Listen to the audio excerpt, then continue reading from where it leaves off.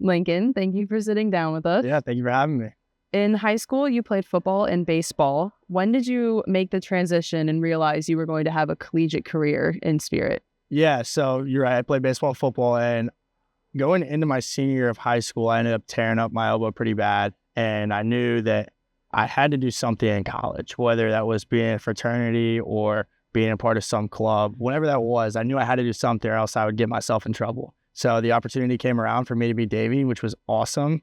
And it kind of just took off really fast because I went from being super down in the dumps of having all this elbow problems and, not knowing what was next. And the next door opened up and here I am being Davy. It's pretty awesome. That's so awesome. What was your recruitment process like?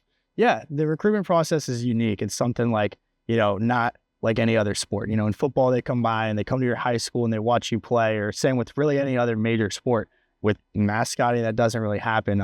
I saw a flyer and some people reached out to me like, hey, you should try and do this. And I was like, all right, I'll do it. So I showed up to a clinic and I think it's about April of going into my freshman year. And I showed up, it was on the day of prom actually, and went through all this weird stuff. And I was really nervous because I didn't know what the process was going to be like. Because how do you prepare to be a mascot? Nobody really knows. But I showed up and kind of went through all the different sorts of things of, how to run with the flag, how to wave the flag, how to hold a rifle, whatever that might be, which is so random, but it really was unique. So then I came back about a week later for the tryout and did the exact same thing. And from there was a group of guys that selected me, which is really awesome to see.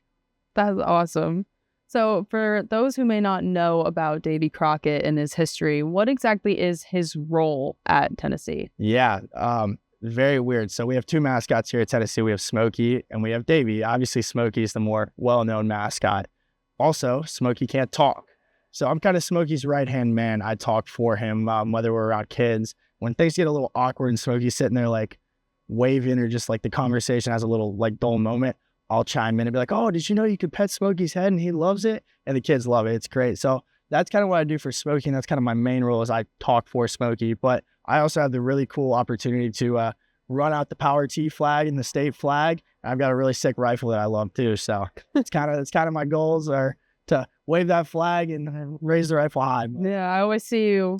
Yeah, like that's my go-to move. Is it a rifle or a musket? It's a musket. Oh, that's a great question. It's built in like a hybrid, we'll call it. It obviously does not work. So it's a 2x4 and a metal rod.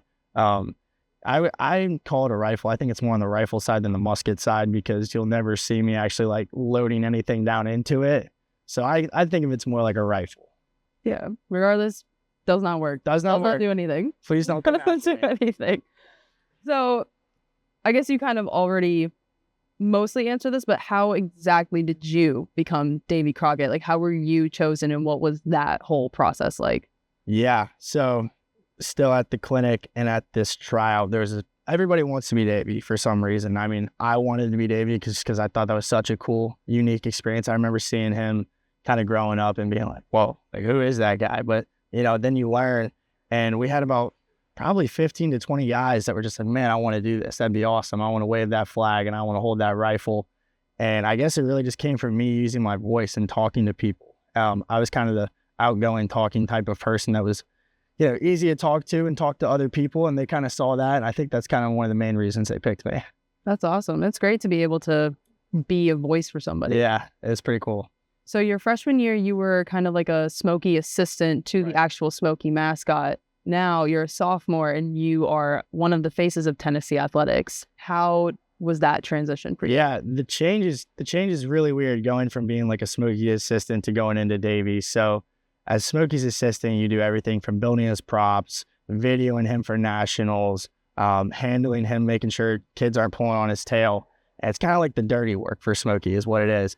And then all of a sudden you transition into being Smokey's best friend. So, if I'm at an appearance, it's always Davy, Smokey, and another handler.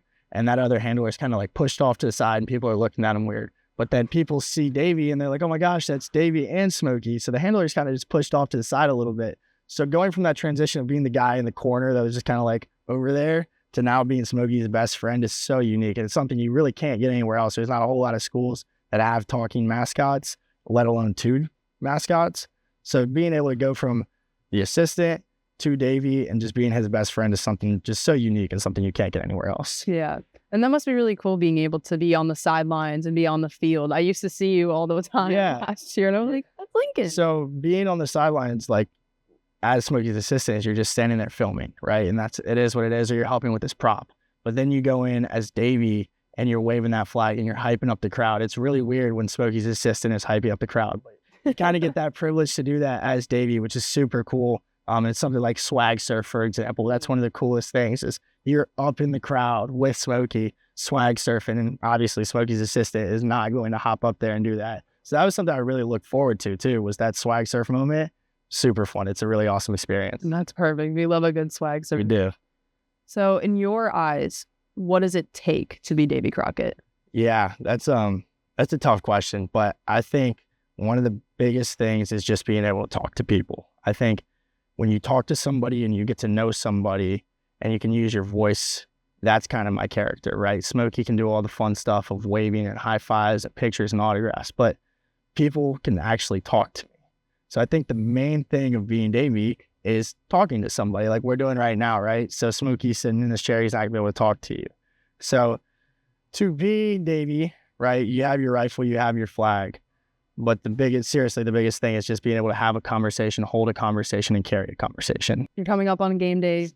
How do you prepare for any type of game day, whether it's mentally, physically? What's like your process that you wake up and you do this and then that, and then what's your process like? Yeah, so I'll walk you through football because football is unique. It really starts the week of, if not the week before. We plan out all sorts of different events and what we're gonna do through the game. But for me personally, hydrate. I mean, those games get really hot. Really fast, and everybody thinks that like, oh, I have it good because I'm not in a smoky suit, but man, that suit does still get hot, and when you're running around, you lose a lot of calories and a lot of liquids really quick. So the first half of the week is just all hydration. Then once we wake up for game day, eat a good meal, a really carb heavy meal. So if the game's at noon, we're there at like 8 a.m. Better example, if the game's at 7, we're there at like 3 or 4 o'clock, and we'll go through, and the first thing we'll do is we will go out for just a few pep rallies, and we'll go around and we'll say hi, take pictures and whatnot. And then we will go to Vol Walk, which is super unique. But that Vol Walk, it looks really short, but it is so much longer than you think, and that flag gets heavy really quick. So you're waving the flag, and you start at the top, you run down, wave it some more, run a little more, wave it some more, and by the end of it, your shoulders feel like they're gonna fall off. So you really have to like hydrate and get like, this sounds dumb, but you got to stretch out your shoulders, because if you go out there cold, like you're gonna tear something up, in my opinion. But then after that, we go straight from Ball Walk to Band March, which you'll literally just see me going like this with a rifle. So at this point now, I'm like drenched in sweat. So I'll come back from Band March, and it's just a quick carb snack that our trainer gives us and some hydration, which is amazing. Then it's from there, it's game time, and we run out through the tee, and then from there it's really just a blur. But that's kind of my pregame. And then after the game, you have to eat a lot because you've lost so many calories in the past 8 hours, and you're so tired, you have to chow down food and go to bed. That's insane. That sounds like a lot of work. Do you start in the locker room with the team, or do you meet them kind of outside for going going out into the tee? Oh, we start out on the field. So like they'll be in the locker room, and we start literally like right at the goalpost. So we'll start pregame out on the field, and we'll start in the far left corner, then the far right corner. Then we come down, and then we run out through the tee. Nice. Yep. That's a lot of fun. So obviously you travel with the football team. Do you travel with any of the other teams? Yeah. So it's funny you asked that. For like literally the first time in who knows how long, maybe ever, Davy's going to the men's SEC tournament. So I will leave over spring break in a week, and we'll go to Nashville for the tournament, which will be awesome. So I'm very, very excited. Nashville's my hometown too, so I'm very excited for that. In football and basketball are really the only two. We'll do some other traveling around for like appearances. The big orange cities, the big orange caravans. We'll go to Tri-Cities. We'll go to Nashville. I think Memphis maybe. And then really we'll just kind of travel around to like Gatlinburg or any of those other smaller areas for appearances. Yeah. And you just made an appearance at, forgive me, I don't know his name, but you went on stage at a concert? I did, yeah. I was at Bailey Zimmerman's concert, which was very, very cool. It's something that, not a lot of people get to say they did. And here I got to do it. So we went on, so we made a few TikToks with him, went out on stage with him, which was awesome. And he's a great guy, by the way. Real nice guy. So I saw the TikToks. I was like, oh, like that's Lincoln. And then someone was like, oh, did you see that he went on stage? And I was like, no, but now I have to find that video. Yeah, it was really cool. Really cool. So what does your travel schedule look like? For football or just in general? In general, you can also touch on football. Yeah, it really depends on the season. So for football, if we're playing on Saturdays, obviously we will leave. If we're just going to Bama for a day trip, then we'll probably leave Saturday morning. If we're going to Gainesville or next year when we go to Texas A&M, we'll probably leave Thursday or Friday and we'll fly out. Same kind of rules apply of like hydrate, eat good, sleep good. Then we'll come back more than likely the next day. Some day trips, like when we go to Nashville for Vandy, or if we go to Lexington and the game's at 4:00, then we can just make it a day trip and come home. But that's really football. For basketball, for this SEC tournament, it's really awesome. It's weird to think that when I graduate, I'm not going to have any of this because everything is really taken care of for you in athletics, which this place is amazing. I love Tennessee and I love the athletic department. They take care of us. So when we go to Nashville, the hotel's already ready for you. The food's already everything's just there for you. And you'll leave, a few days beforehand. They'll take care of you while you're there. And then when you come back, they're still taking care of you, which is just amazing. That's so nice. That's really nice.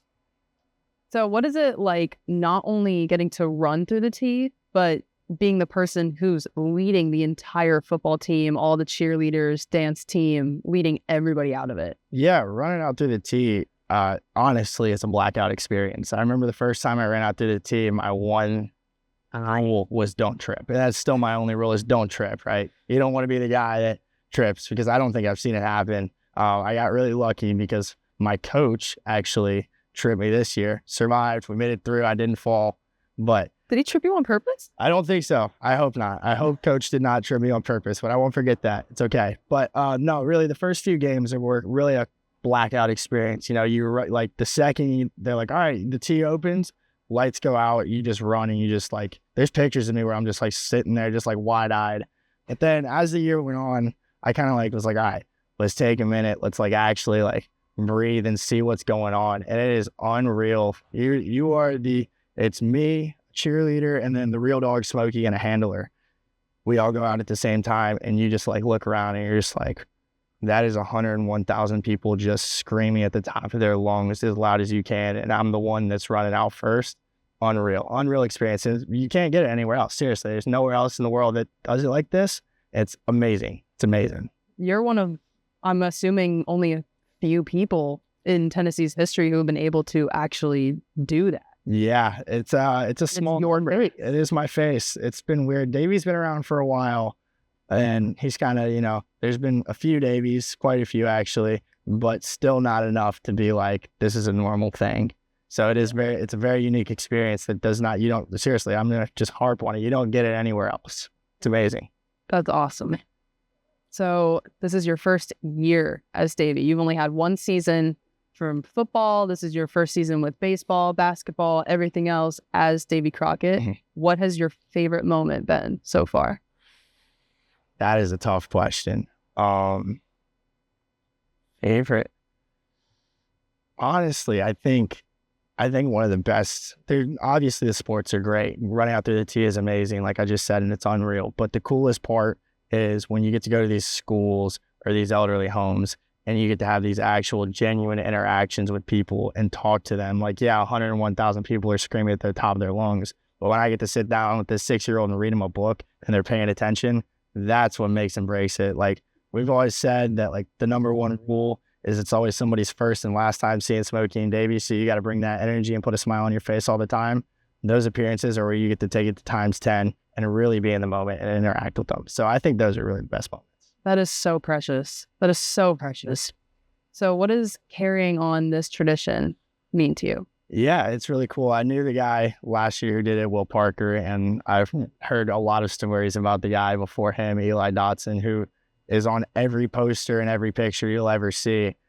And it's really unique because, these guys kind of have brought Davy up. It used to be all Smokey, all Smokey, all Smokey. And now it's kind of turned into okay, Davy's making his rise. So being able to say hey, I'm a part of this and I'm also trying to bring Davy up to the top, super awesome. So I'm really excited to see what we get to do next, whether that's continuing on with football, maybe going to baseball, maybe going to softball, wherever that may be. I'm really excited.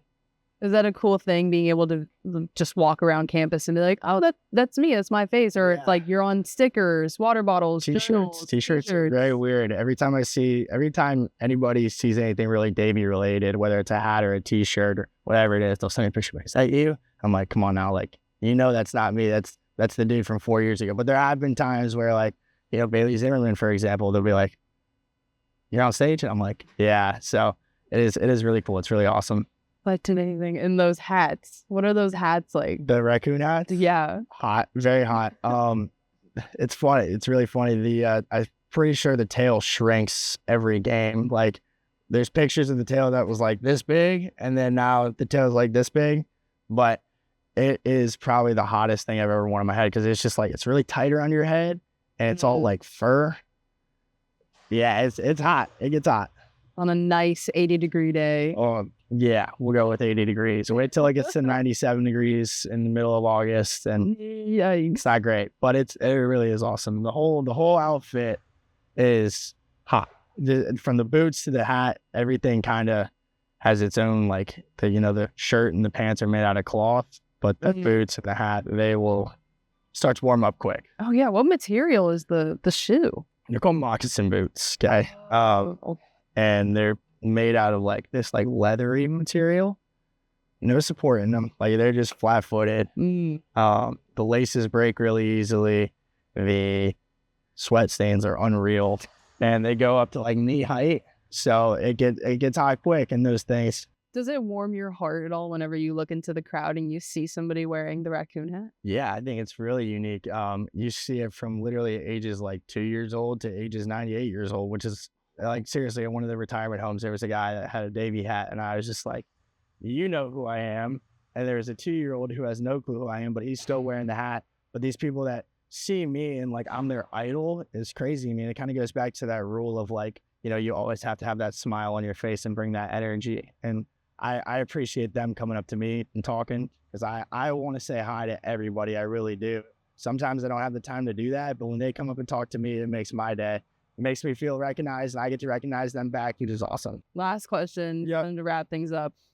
Do you have any advice for a young kid seeing you now and thinking, I want to do that one day? I want to be Davy Crockett. Yeah, don't give up.